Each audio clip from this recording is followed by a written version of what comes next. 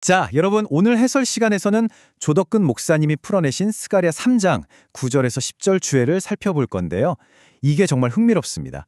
보통 천상 법정의 판결, 이런 개념들을 들으면 솔직히 너무 멀고 좀 추상적으로 느껴지잖아요. 그런데 오늘 우리가 함께 볼 이 기록은요. 그 영적인 선언이 어떻게 우리 눈앞에 물리적인 현실로 말 그대로 착 하고 내려오는지를 기가 막히게 보여줍니다. 바로 들어가 볼까요? 자, 한번 생각해 보시죠. 저 높은 천상의 판결이 과연 우리의 일상적인, 물리적인 삶을 어떻게 바꿔놓을까요? 저는 이 질문 자체가 주는 긴장감이 참 좋더라고요. 우리는 흔히 구원이나 사면이라고 하면 구름 너머 저 멀리 있는 어떤 일이라고 생각하기 쉽잖아요. 하지만 스가랴서의 기록을 보면 그 구원이 우주 어딘가를 둥둥 떠다니는 게 아니라 바로 우리가 매일 걷고 숨쉬는 우리 동네, 이 땅 위로 정확하게 안착한다는 걸 보여줍니다. 첫 번째 파트입니다. 천상법정에서 지상으로 구속사의 아주 극적인 하강 구조를 다룹니다. 이 서사가 물리적으로 어떻게 점점 낮아지고 있는지 한번 따라가 볼까요? 먼저 가장 높은 선상법정에서 대제사장 여호수아가 사면을 받습니다. 그런 다음 하나님께서 전권 대리인인 메시아, 즉 싹을 등장시키시죠. 그리고 나면 이 환상은 우리가 살고 있는 역사, 이 지상이라는 구체적인 시공간으로 훅 치고 내려옵니다. 그러니까 이 사면은 그냥 공허한 선언이 아니에요. 메시아를 관통해서 우리의 아주 생생한 현실 속으로 직접 내려오는 겁니다. 두 번째, 살아있는 돌의 비밀, 메시아적 상징물과 사법적 봉인에 대해 알아보겠습니다. 여기서 옛 언약과 새 언약이 정말 놀라운 대조를 이루는데요. 한번 떠올려 보세요. 시내산의 죽은 돌판은 우리의 무능함을 폭로하고 사탄이 우리를 정죄할 때 쓰는 일종의 도구로 작동했단 말이죠. 하지만 이번에 등장하는 이 새로운 살아있는 돌, 즉 메시아는 완전히 다른 차원의 이야기입니다. 생명력 있는 인격 그 자체이고 마음의 법이 새겨지면서 하나님의 은혜와 공의를 동시에 완벽하게 담아냅니다.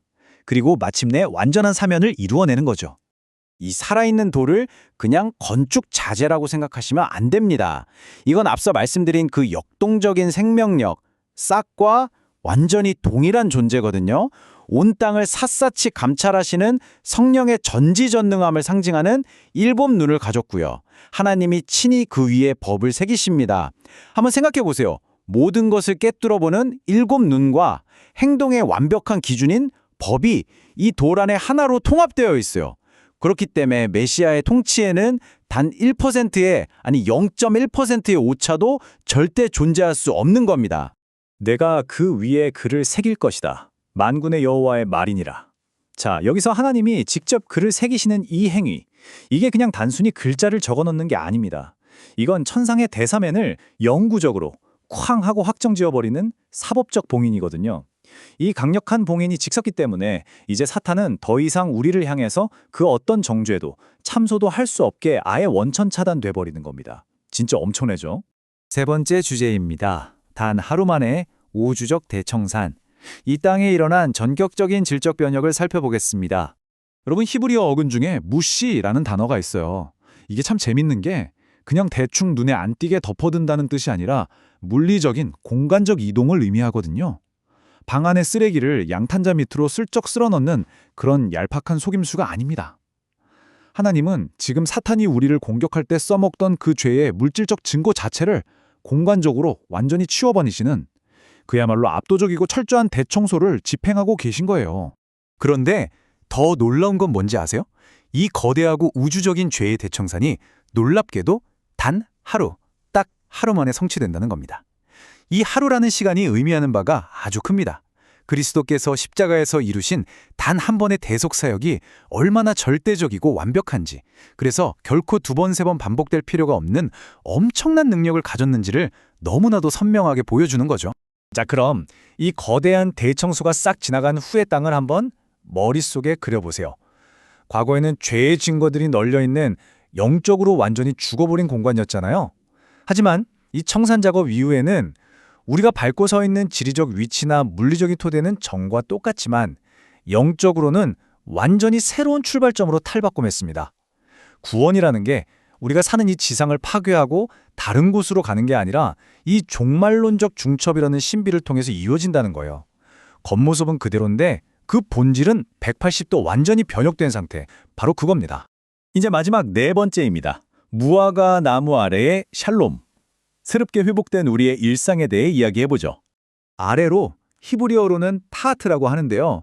본문을 보면 이 아래로라는 단어가 계속해서 반복됩니다. 이건 결코 우연이 아니에요. 아주 강력한 수사학적 장치죠. 저 멀리 도저히 우리가 범접할 수 없는 위에만 머물러 있던 천상 법정의 평화가 이제는 우리 발이 맞닿는 물리적인 일상, 그러니까 아래에 만질 수 있는 현실 속으로 완전히 데려왔다. 이걸 확실하게 증명해주는 결정적인 단서인 겁니다. 이렇게 천상의 평화가 땅에 닿게 되면 우리의 일상이 진짜 어떻게 변할까요? 예전에는 정죄당할까봐 두려워서 스스로를 고립시키고 두꺼운 방어벽을 겹겹이 쌓아 올렸잖아요. 그런데 사탄의 참소가 완전히 소멸되어 버린 새로운 현실에서는 어떨까요? 네, 방어벽 따위는 이제 전혀 필요가 없습니다. 오히려 내가 가장 아끼는 안락한 포도나무와 무화과나무 아래로 이웃들을 기꺼이 초대하면서 삶을 전면적으로 개방하게 되는 거예요. 천상법정의 그 평화가 이 땅에서 급진적인 환대라는 구체적인 행동으로 완벽하게 번역되는 정말 눈부신 순간입니다. 자, 오늘 해설 시간을 마무리하면서 여러분께 꼭 이 질문을 던지고 싶네요. 여러분은 오늘 여러분의 무화과 나무 아래로 과연 누구를 초대하시겠습니까? 스가랴서가 우리에게 보여준 이 거대한 질적 변혁을 잊지 마시기 바랍니다. 하늘의 대사면은 결코 하늘에만 머물지 않았습니다. 오늘 여러분이 계신 일터에서 또 가정에서 그 천상의 평화를 과연 어떻게 이웃과 나누며 새로운 초대를 시작할 수 있을지 한번 깊이 고민해보는 시간이 되셨으면 좋겠습니다. 오늘 해설은 여기까지입니다. 끝까지 함께해 주셔서 감사합니다.